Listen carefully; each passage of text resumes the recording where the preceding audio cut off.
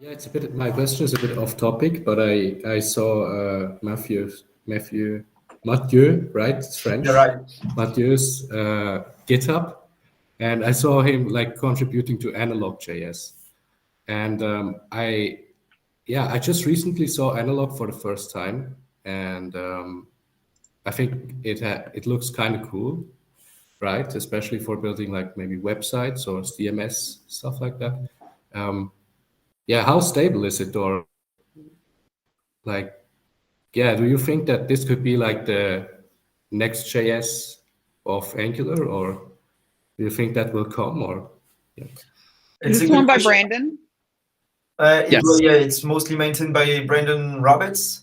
I Mhm. just did some minor contribution because, for example, I use Analog for my personal blog, and I needed some features, and I thought, why not bring them back to the library itself so everybody can enjoy the changes I needed on my side. We So I like really you, did minor Matthieu. features there. Yeah. We like you. And maybe Alex, you can talk maybe a bit with the relation you have between the Brandon and the team, how somehow collaborate together. Tell us about old Brandon, Alex. You think that guy knows Oh. what he's doing? Oh yes, yeah. Brandon is Brandon's fantastic. he's a sweetie, Mm. and he's really good. Okay, so tell us, And what he- do you think of AnalogJS? He And is if you so can back strong. up, one of you, can you tell us, because not everybody's heard of it, it hasn't been out that long. Can you tell us what problem it solves? What is it for? Yeah, Because and that's what Analog happens. is essentially like a conceptualization of a meta framework for Angular. It's really trying to bring some of the same kind of client server integration that you see in things like Next.js. And it's done by Brandon Roberts, who's a GDE. You might know him from his spicy takes on Angular syntax in Twitter.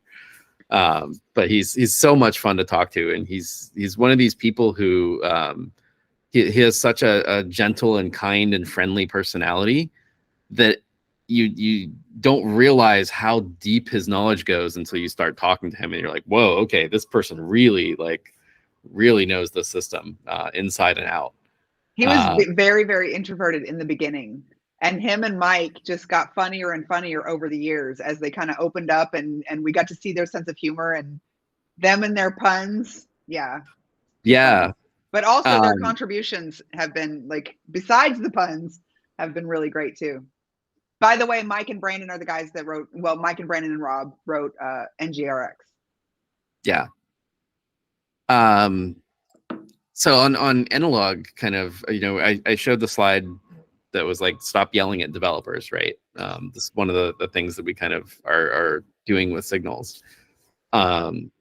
If you try to reduce our strategy down to these kind of like pithy, somewhat funny quotes, stop yelling at developers is one of them. Another I would say is be less weird.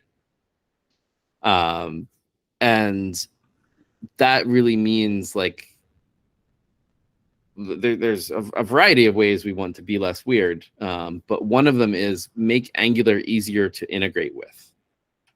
So today, Angular is kind of, it's as one of the older frameworks, right? It evolved and kind of got set in its ways before a lot of modern patterns came along. So, for example, one of the reasons why we don't use build tooling like Vite to actually do the compilations is because Vite is single file and Angular is not. And so that's something we're trying to change. And I love things like Analog because it shows that this is kind of working in a lot of ways. That someone is actually able to take Angular and build a deeper integration with it and build something that is, more complex on top. You see this recently with, like, Tanstack did an Angular integration. That was amazing. We reached out to Arnaud and asked him to come and visit us. Ooh, I would love to be part of that conversation. Well, he said yes. We don't have it on the calendar yet, but I'm going to tell him that, and I'm going to make sure that you're copied on that invite. Yeah, Pablo and I would be happy to join.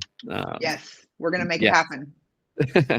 Yeah, but so I think, like, we want to do a lot more to support people like Brandon who are trying to build kind of to innovate on top of Angular and show what's possible in the space.